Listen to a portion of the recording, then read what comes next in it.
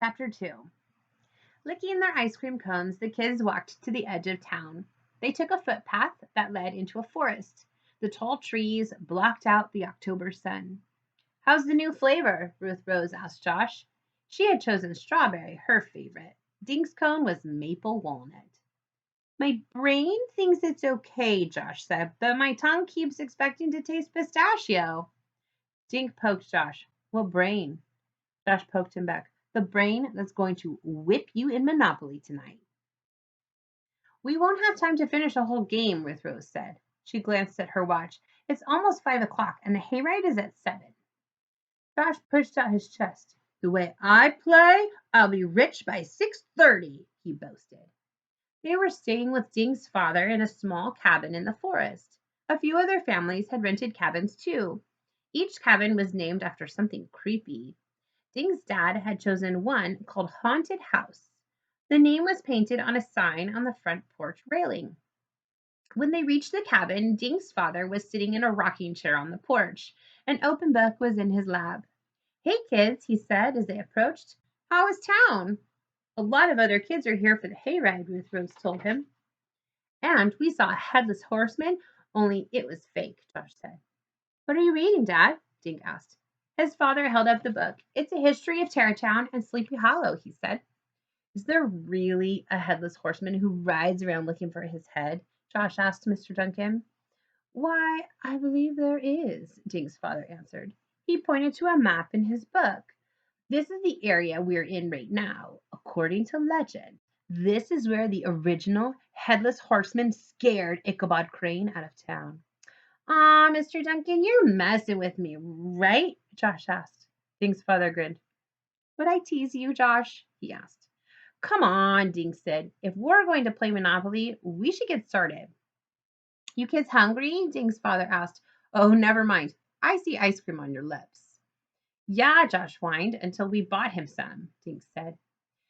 Inside the cabin, Dink went toward a small chest under a window. Painted on its side was the word games. He opened the chest and a skeleton popped up. Oh my gosh, Dink yelled, jumping back.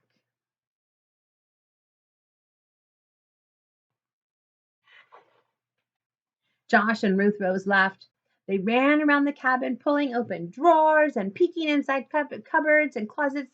They found a witch in a closet, a bunch of fake bats in a drawer, and a goblin in the bathroom. Dad, who did all this? Dink asked his father. Maybe the headless horseman got in here, his dad said in a creepy voice. I wonder what he put inside your sleeping bags. He crumpled some paper and started a fire in the fireplace. Ha! Josh said. He glanced at their 3 sleeping bags stacked in a corner. The kids finally found the Monopoly game. They set it up on the floor in front of the crackling fire. A half hour later, Dink looked up.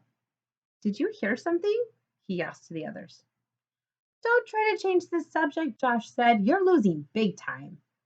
I'm not changing the subject, Dink said. I heard something, like running feet. Dink got up and walked over to the window. It had grown dark outside. He saw his reflection in the glass and the flickering flames of the fire behind him. He heard it again, a thudding noise. Then he saw a light among the dark trees.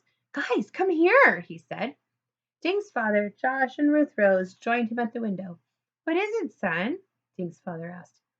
I saw a light, Dink whispered. It was moving through the trees.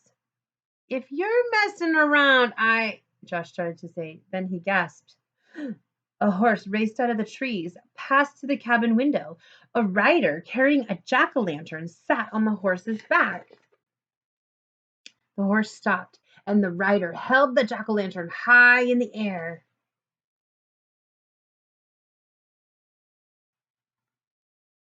What on earth is anyone doing riding around in the dark? Dink's father asked.